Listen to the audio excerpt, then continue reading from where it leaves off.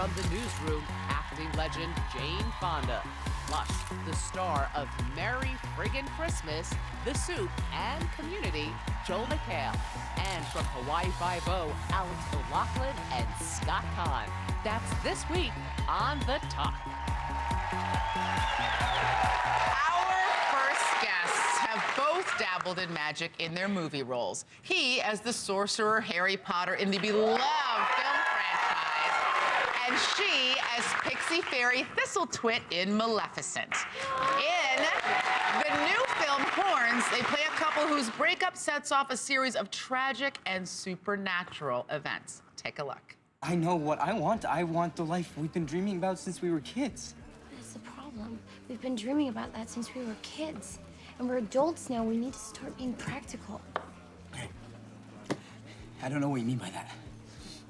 I don't want to ever be the reason for any of your regrets, Ig. But how many times have we talked about getting married? I mean, how many times have we talked about what we're going to name our kids? I'm not even sure if I want to have kids. What? Well, you sounded pretty into it the last 8,000 times we talked about it. Please welcome Daniel Radcliffe and Juno Temple.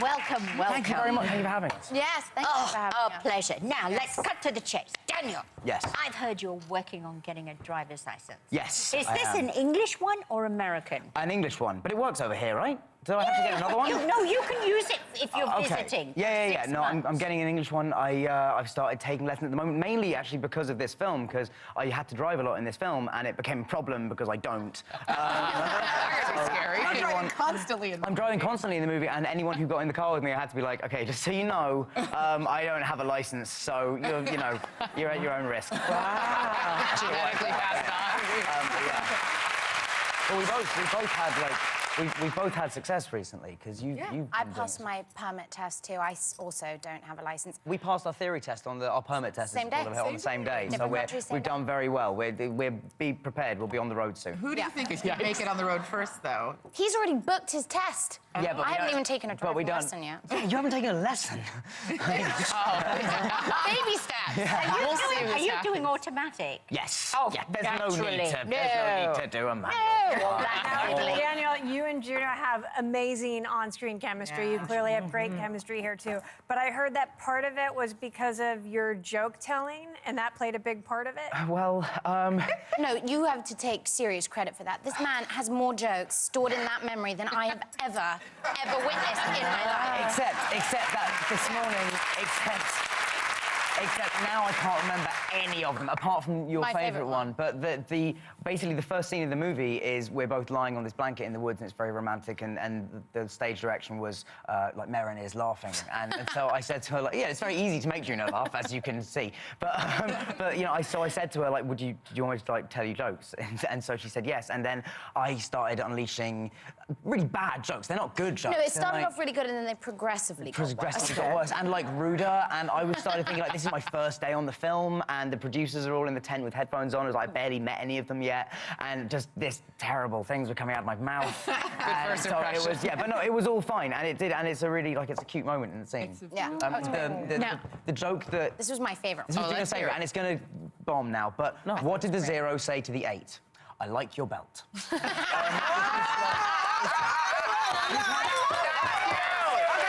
like a sweet joke. Like, it's a, you can tell the kids. Okay, the bell.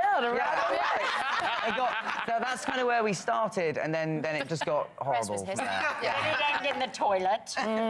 Yeah. What? Worse than that? Yes, absolutely that. Now, Juno, you play Daniel's girlfriend in the film. Yes. And you got to participate in Daniel's first male-female love scene. I know, Now, like a you've bell. done a love scene before. Because when you were in the film Killer Joe, you shot a love scene with the one and only Matthew McConaughey. I'm lucky. So you were an expert. Did you give Daniel any advice? Yes, actually. Before we started to shoot for it, we're both in robes, and he did sort of ask me, like, how does it go? What's gonna? And I said, I guarantee you, within 5 minutes of shooting, you're going to be told to place your hand strategically on one of my bottom cheeks. Oh. I kid you not. 5 minutes in, that happened, didn't it? It did. It was. And it's one of those moments that, like, you know, we're very lucky because we got on. You know, Very I can only imagine how horrible it would be to have to do a scene like that with someone you detested. Yeah. You So know, we laughed. We had a good time. Yeah. Yeah, but Daniel, you worked with something that I'm terrified of, which is snakes. Yeah. And I had to face my fear in the premiere this season of snakes. There's a photo of me. So that is amazing. That is well done. What did you do? How was it working? I mean, I'm fine with them. I found out, like, I'm really comfortable with snakes. But Juno actually did kind of a similar thing, because Juno, I had, like, a lot of time with that one, but Juno had one shot with all the snakes. I got so many. And the amazing thing about them is how great they feel, which sounds bizarre. Yes. But there's a weight to them. They have this cool touch. They feel very smooth. There's something very sensual about them. And I had a crazy thing happen where one crawled up into my hair and by my ear, and you'd think you'd hear it hissing, but it took a sigh. It actually went in my ear. And I think somewhere in the universe that's got to mean a good thing. Like hearing a snake take a sigh and you're like a black cat. I would have freaked out. It was amazing. It was very sensual. You described it the other day as being like a silky ice pack, which I thought was it's a great, and a movable one. Yeah, sorry. No. I was just going to say the title of the movie comes from the fact that your character suddenly grows horns. Yes. So what causes Probably address that? Yes. Basically, as you say, the movie's called Horns. I play a guy called Ig, who wakes up one morning after the whole town thinks that his girlfriend has been murdered, and the whole town thinks he's done it. He wakes up one morning after a night of debauchery with horns beginning to come out of his head, and he has no explanation for why they've got there. And the next 3 days, he realizes that they can draw confessions out of people and have this kind of power to persuade people to tell him the truth. And so he uses them to find out who really killed his girlfriend, and also tries to find out why the hell he is becoming the devil. So it's wild, it's crazy. It's very hard to summarize. But that's the gist. Daniel, did you enjoy wearing the horns? I did, yeah, they're fantastic. I mean, you know, as head appendages go, they're pretty great. I mean, you can't really... You kept a pair. I kept a pair, yeah, I did. I don't wear them out, but, like, I kept them.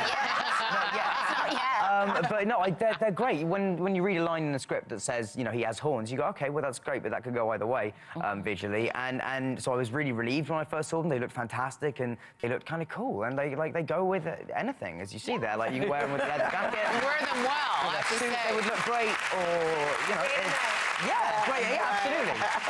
Somebody even suggested that we could, like, at Christmas, you could wrap lights around them. Wouldn't that be?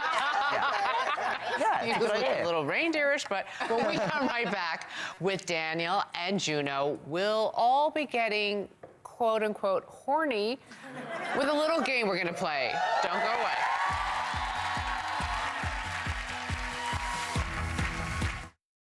Before fibromyalgia, I was on the go.